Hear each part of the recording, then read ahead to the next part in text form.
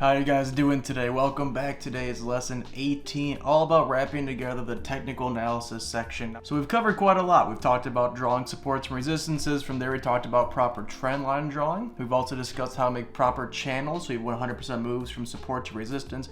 We've also covered everything about volume profile, how to even use our favorite kind of patterns like ascending triangles, channel ups, horizontal channels, all those kinds of things. We talked about specializing using history convergence as our main point, planning reversals last lesson, and now let's tie it all together. What we're basically gonna do today is just kind of go through everything we've talked about, really cover it all in depth, and then plan our future lessons. So again, I want to talk about the structure that we're building. Now, the next lesson we'll pull the structure itself back out and actually put up the 1/3 of a wall for the technical analysis section. But again, when it comes to risk management, that is our foundation. All moves, all actions, all trades you put on and when you sell are through the lens of risk management. Today we're going to briefly discuss how you can spot risk management and stop losses and price targets with technical analysis. Now we have a whole lesson on this coming up, but for today let's cover it very briefly and just talk about it in terms of the macro level. As a full picture of risk management, we're going to show supports, resistances, trend lines, patterns, and volume profile, and how you can spot technically where your stop loss can be and what your risk is going to be and your risk reward and all those kinds of great things with a few practice tickers we're going to go over. Then we're going to discuss technical analysis versus and in comparison to fundamental and mental analysis. Fundamentally, do you start with technical analysis or do you start with fundamental analysis? Because you find a fundamentally set stock but it's not technically ready, was it worth your time to look into? And then vice versa. We're also going to talk about technical analysis and how your mental analysis must be on point. We're talking about, do you have confidence? Are you truly ready to put the trade on? Is this second nature? Did you really have a great plan going in? Did you fail to plan or did you plan to fail? Those kinds of things. Did you think in probabilities, as this trade definitely has a chance of succeeding, but also a great chance of failing because all trades are just probabilities and it's a game of probability? And did you truly take on the risk when you took the trade? If you are confused about that, again, that section's coming up soon. We'll check briefly the macro markets because again, I want to show you how technical analysis can be applied to and in partner with sectors and macro markets. And then again, quickly, we're going to talk about today, because it's a whole new section coming up at the rest of these, technical analysis and goal setting. So again, when you're making your goals with your micro and macro level, does the technical analysis, does this ticker check out for your macro goals and your micro goals? We'll also briefly discuss and show you, the next section is going to be all about the trade plan and creating a trading plan. We're going to show you how technical analysis is applied to a trading plan, all in the next section here. And then lastly, consistency. Were you consistent when you took this trade, when you planned this trade? We did everything to prepare for this trade. Were you consistent? Was the planning, the buying, the holding, and the selling consistent behaviors of what you've done before and what you plan on doing? If it's not, we have a problem. We're going to fix that. That is what we're discussing today. Maybe a little bit lengthier of a conversation we're going to have today, but again, I think you're going to find it very enjoyable if you enjoy technical analysis.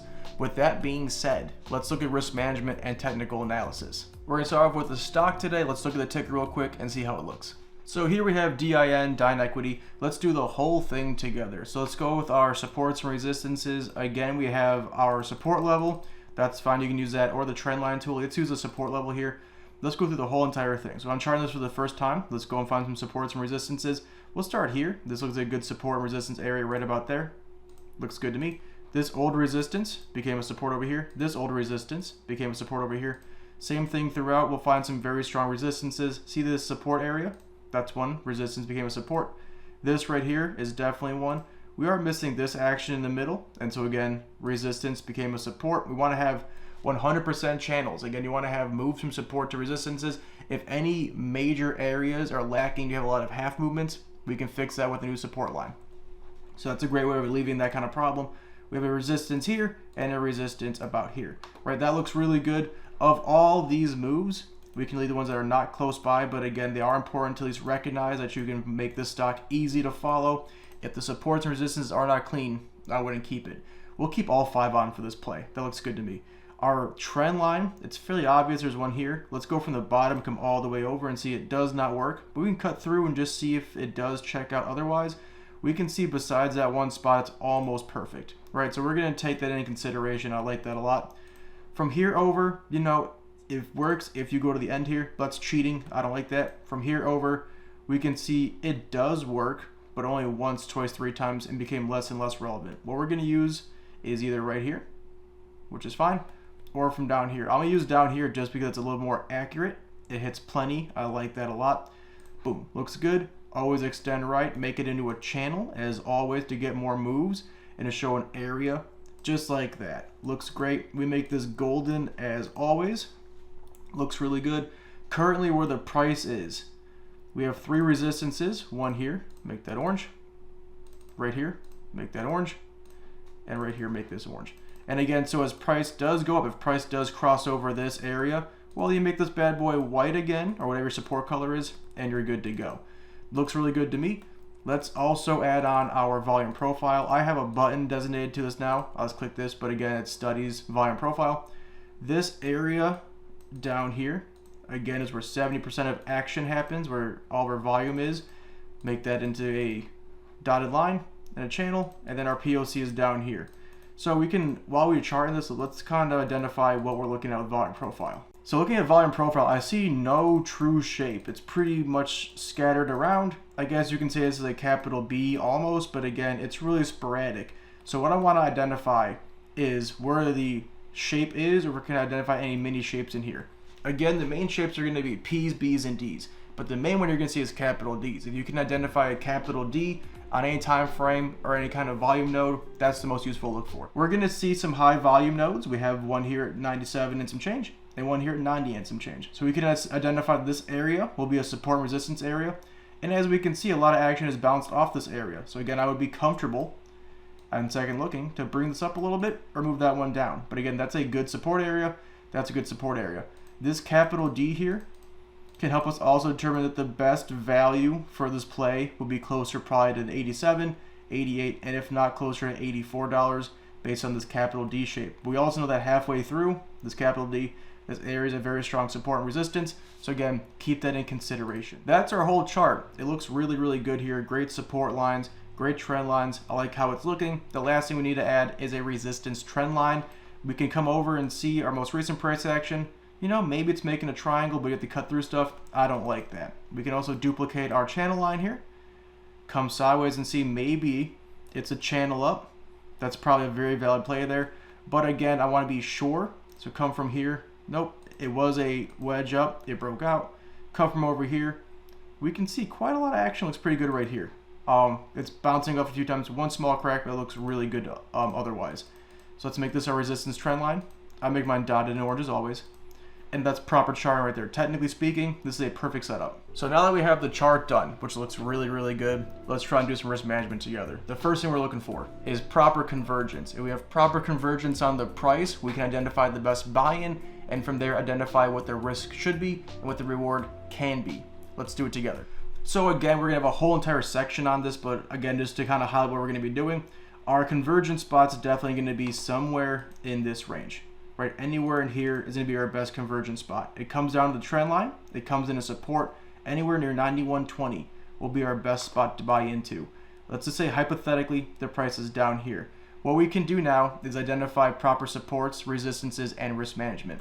What we're looking for down here is 2 things. 1, convergence, and then 2, how much are we willing to risk on this kind of play? There's multiple ways of calculating this. Let's go through all them real quick. We're going to look for either 1, what a reward possibly can and should be, and 2, what our risk is going to be. With a play like this, on most ascending plays, I consider 2 risk spots. 1 is breaking lower lows. If we do break a lower low, that should be our first signal to get out. The second is our second level of lower lows. It may be a smaller micro move where it dips down and the move wasn't done yet. So again, giving yourself 2 lower lows works pretty well. DIN has these, I'll show you. So hypothetically, prices here at 91.34, 91.20. If it does break down another percent and a half, down to maybe 90.40, we have consistently broken a lower low, right? We have a lower high already. We have a lower low. Anywhere below 90.86 is going to be our first area to possibly get out of. We can see here, if it breaks below 90.90, 90.86, anywhere in here, that's our first lower low, our first signal to get out. Our second signal is going to be below 89.25, even lower down here, 3.5%. We have a support area. The trend line may not be perfect. It does break though, and so if we're going for a support play, right, this does break down anywhere below 89.19, I would start to get worried. If you bought into a stock because of the support and the trend line and the pattern, and all that breaks, why are you staying in it? That makes no sense to me. So you have multiple ways of going about this, but again, lower low, second lower low, or when you lose all major supports, I would get out. So we can calculate pretty realistically here. Let's just say we wait till about 91.40. It comes down, it breaks our first spot, 0.94%. I'll risk that. It breaks below again, 2.66%. We've lost our second lower low. That's fine, right? I'm going to say my stop loss will be somewhere around 89.75. That's fine. I'll show you how to make zones later, but again, let's just say that's our stop loss right there. From right here as well, we're risking 3%. Most times for a move on a short-term swing, I need at least 2 to 1. If I don't have 2 reward to 1 risk, I don't see the point of doing it. You'll find many times in this bull market, there's plenty of 3 to 1, 4 to 1, or even 5 to 1 on long-term swings. With that being said, let's check out DIN. So right here, we have 3% risk, and our first spot of 2 to 1 would be right about here, right? Does this seem like a logical price target? Well, looking at the action here, I would say yes. I think right about this area, get rid of that real quick, right? We've come above the spot once, twice, 3 times now, right? So to think that we can't get above here, $97, it does have a small bit of resistance right here, but again, it's broken there with no problem at all. To make it a 3 to 1 play, let's come back down. To make it a 3 to 1 play, we have to go up to about 99.75 where it's been before. So again, this says easy 2 to 1, possible 3 to 1. It's also often hit the resistance trend line. If we want to go for that again, let's say it comes down and makes a move to resistance trend line. Realistically, we're talking about a 5 to 1 kind of move. That's a fine play to me. Again, this is all hypothetical. We have no idea which way it's going to go. It could tank down to $0 tomorrow. You never know. But again, the risk versus reward is pretty obvious here, right? You lose a lower low, you lose a support and resistance, and the pattern, you just get out. 3% risk for 6, 9 to 15% earned makes a lot of sense to me. And so we're going to get down to the real particulars in the next unit, talking about actual buy-in zones, loading zones, talking about stop losses, buy-in moonshots, all those kinds of things. But just from simple technical analysis, you can identify risk versus reward fairly easily. One thing to note before we move on is I never bag hold. Never, ever, ever. If I get below 5 to 6%, I immediately consider cutting, right? I don't bag hold. I always have a plan going in and a plan for exit. My entry strategy and exit strategy will change based on the ticker, but again, always having one is key. In terms of technical analysis versus fundamental analysis, the first thing we want to talk about is that you must always have a fundamentally sound ticker. Now, there's some times when there's a catalyst, which we'll talk about, that makes a play that usually isn't a great play, a great one, such as a short squeeze or news coming out, all these kinds of things. But some traditional things such as Apple, Amazon, Tesla, whatever it may be, always have great pickups fundamentally. And again, so the question always comes down for me. Do you find a technically sound stock first or a fundamentally stock first? And again, both are extremely valid. It comes down to preference. I personally find technically sound stocks first. If the channel, the pattern, the support, the trend line, the playability, if it's there first, I chart it, confirm my suspicions, and then I move on to fundamental analysis. You're welcome to do fundamentals first, but more times than not, you'll find a fundamentally sound stock with very little pattern or very little trend lines or very little easy to read supports. So again, I start with technical analysis. With that being said, let's check out Apple. So Apple's a great example for a fundamentally fine stock. Again, I use multiple websites. This is called Wall Street Zen. I'm not endorsed by them, but I do like what they do. This is a great looking website. What's really great about it is it gives you all the fundamentals in one spot. They have a whole entire breakdown on the forecast of the stock. They talk about the earnings of a stock. They talk about all these types of things, like how it's looking, all these charts, their dividends, which again, the problem with the dividends with this website is they really do weight this much more than they should. But again, it does help show you what a stock needs to have. You can see the scores here, 38, 57, 33, 70, like their performance looks really good. And you can go through all of them. I mean, you can go through any website you want. Apple is undervalued at 1.9% relative to their estimate of fair value price. That's a good news right there. Go through all their stuff. You can see they're outperforming, doing really well here, doing really good compared to the market. Other websites like tipranks.com, which we'll talk about, has some really good price targets. You have hedge fund activity. You have news. You talk all about the insider trading and who's buying what and when. You even have a whole entire stock analyst, and you can look at all these kinds of things. So again, you can start with fundamental analysis, but again, if Apple is not technically sound, what do you do? What I like to do, and we're going to talk about in the fundamental section with technical analysis and fundamental analysis, is that if it is a fundamentally great play and it does technically check out but it's not ready to play, you just watch list it, right? What you should do is chart it correctly the first time, do all the steps, supports, resistances, trend lines, patterns, volume profile, check the indicators, which we'll talk about as well, make sure that they're all good to go, put it on a watch list, set some alerts, and be ready to play it later. Again, the lesson here is that you must do fundamental analysis. 10, 15, 20 minutes, even just that will give you a huge advantage in playing this kind of play. But again, technical analysis in terms of fundamental analysis, both have to go together. We haven't talked much about fundamental analysis quite yet. That's slated in this class for lessons 35 and beyond, and that's about 2 times away from where we've been already, but again, we'll talk about that. When it comes to technical analysis, the most important thing that you must understand is, did you truly have confidence in taking that trade? When you put on a trade, when you buy a trade, did you trust your charting? If you have no confidence in the position that you're taking, you have no business taking it. And again, technical analysis should shed light and give confidence. If it doesn't, do not take that trade. Work on your charting, and until you trust your charting, don't take any trades like that.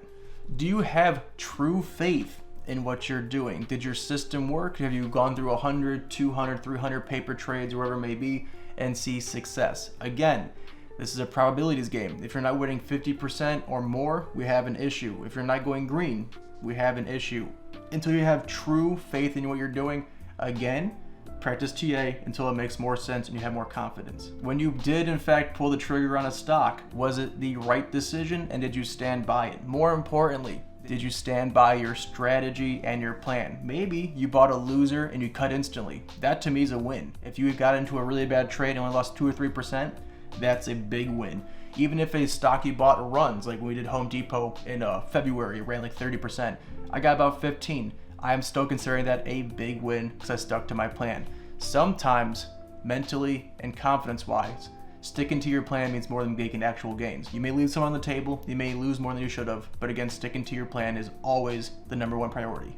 We'll talk more about this in length in later lessons, but again, before we move on to the next section, I must mention with technical analysis and all this, it's all about probabilities. There's a 0% chance it is ever 100% chance. You never have guarantees in the stock market. Anyone who says they have a guarantee for you or you believe it's a guarantee, that's when you should start becoming very, very worried. You must be unemotional. You must think in probabilities, just like a casino. When a casino loses on a big night, they have a bunch of winners. They know over the long run, they're gonna win. What's gonna lend this to you and you being kind of like a casino is your edge and your trading system. As we develop this with you, hopefully you can get your probabilities above 50, 60, maybe even 75% probability of winning. When you then manage your risk, you have more winners than losers, bigger winners, smaller losers, always big winners, never big losers. That'll work in your guys' advantage 100% of the time. And lastly, before we move on, with technical analysis, did you truly accept the risk? Before you take on a trade, have you taken it in and thought, I can lose this, I'm gonna put in $1,000 with a 4% stop loss, I am willing to lose $40. If it doesn't go my way, that $40 is gone and I'm okay with it. Until you truly accept the risk, you'll never be a mentally strong trader and technical analysis will not help you. We'll cover plenty more about mental analysis later on, but again, let's move on real quick. The next part of the whole entire structure that we're building, the next wall, is the macro markets and sectors. We'll talk about this again later on, but technically, you can be very successful using technical analysis and the macro markets, and I'll show you. So this right here is XLK. It's the spider index for technology. Now again, this may seem like a lot of malarkey to you. All you really need to know is that I have supports, resistances, trend lines, and then I put a regression line. A regression line, which we'll talk about later on with the macro markets, is the average on this time frame. Half the action stands above it, half the action stands below it. Again, it gives you a good indicator of how the market's looking, if it's actually at value or whatever it may be. Again, these can be applied to any time frame. I use them for sectors. We can see currently XLK is below the regression line. It broke this resistance currently. I need to reset it. We can even see currently right here, XLK's resistance is now there. XLK's support is probably somewhere right around here. And so again, now that I know that XLK technology is taking a pullback right now, I can make some moves. Will I buy XLK or technology stocks right now? Probably not. But as soon as technology on the spider index or given the RRG graphs I'll show you, when that hits support, when that hits a value, that's when we can load up on these kinds of plays. This also lines up well with indexes, which again, I'll show you. This is the S&P 500 currently. We can see that I have the exact same kind of charting going on, which again, I will teach you. We have supports, weak supports, regression lines, trend lines, strong resistances. We can see it's pulling back. Up here, am I liable to buy in? We'll see. Again, we have the story of higher lows, higher lows, higher lows across the board. If we hold above 41.90, I'd be liable to buy right here. If it does pull back farther, I'll become a bit more risk averse and be a little more worried and start taking profits on some stocks that I do have. Again, when you can properly time macro markets, the sector, and the ticker that you're watching to all be at value or all be very similar in their structure, and they can all hold very well, and the major indexes show some life, the sector shows some life, your ticker shows some life, that again will give you some great advantages with technical analysis. We'll talk about macro markets and sectors more later on, but for now, let's talk more about goal setting. Goal setting is the second to last wall of the structure that we're building. And again, when you take on a trade, does it make sense on your time frame? If your major goal is to make 100% portfolio returns in a year, which is very bold, but possible. Again, not saying that you should aim for that, but again, that's your goal. Does the ticker that you're taking bode that kind of success and that kind of returns? If it moves at most in a week, 2%, may not be the best. If it's more volatile, it's probably more your speed. If you just want to have a nice, safe 9 to 5 kind of ticker moves 3 or 4%, maybe penny stocks are not for you, my friend. Make sure those goals line up. So does that timeline fit what you're trying to do technically on the large macro goal setting? And does it technically match up well with your price targets? Again, if you want to make 5 or 10% a week and the stocks you pick only move 2 or 3%, you're gonna have a bad time. The last part of the structure we're talking about is a trading plan. Now again, the next section we're talking about is fully devoted to a trading plan, because a trading plan is very, very strongly connected to technical analysis. I will show you how to make clear and defined loading zones, which is an area which you want to buy, stop losses, which are an area, not a line again, but areas you're willing to cut losses at. We have price targets, which would be a whole area you want to sell in, and then of course a realistic moonshot. If you get a runner, how do you hold it? If you have a loser, how do you cut it? All this will be identified in the next unit. While devising a ticker that you like, you're writing a plan, which I'll show you a great example of. Did you have multiple entry strategies? Did it go to value? Did it cross over an EMA or SMA line that gave you some form of confirmation? Did you buy in with your plan? Did you scale in? Was it 100% put in the first time? Did you identify the possibilities for an entry plan? While holding it, did your trading plan technically show you what you can and cannot do while holding it? Do you want to check it 10 times a day or never check it again with an OCO bracket? We'll discuss that as well. Are we going to talk mainly about the exit strategies? When you hit your price target, what do? I'm up 10%, now what? Did you plan? We'll talk about that. I'll show you a great example of a loser that I had that I was saved because of this kind of planning. So this is ERIE, Erie. We played this on my channel multiple times, to about 5 or 6 times of success. Even over here, I said, hey, this is a pretty good play off of the earnings report. It's coming into value. We can see it bounced right into our area buying in, right? The next one was red, said it's a good value, let's go for it. The next day, it tanked almost easily 6%. I was stopped out 235, and again, as we can see, if I were to hell, I would be like, oh, I'm gonna get my money back. Wrong. It tanked on us. It coming back is a possibility, but again, to make back 25% is quite a lot. So again, having a trading plan, having proper stop losses and price targets will always work in your advantage. Yes, there'll be some plays you get stopped off that then take off, but you always work on that. But again, to be bag holding 15, 30, 50% bags, never okay in my channel, never okay in this class. We don't do that. So lastly, after trading plans is the consistency. When you took on this trade, when you planned this trade, after you exited this trade, how consistent were you with your plan? And then take that against your older trades. If you were 100% consistent with the same exact planning, you're good. If you were gonna check the box for buying in, and you followed your buying in plan, you're good. While you're holding the stock, if your plan was never look at it until you heard an alert, you're good, check that off. And if you validate out the correct way with your planning, again, you're good. Technical analysis will lend you quite a lot of tools and quite a lot of clarity. Again, it's probably 1/8 of what's important in this whole entire structure we're building. Risk management, all 3 analyses, macro movements, proper planning, goal setting, and then of course a roof of consistency. We'll pull the Lego structure out on the next lesson and show you and get this built up. But again, TA is mightily important. Before we move on to the next unit, the next lesson is going to be about realistic goal setting, and again, what you should expect, what you should plan for, how to go from here. with building your edge, building your structure. Again, what kind of goals should you have with wrapping up technical analysis, but again, moving into our next section, which is going to be writing a trading plan. The reason we're going to move into writing a trading plan and not finishing fundamental and mental analysis is because writing a trading plan is very, very structured with technical analysis. They kind of go hand in hand.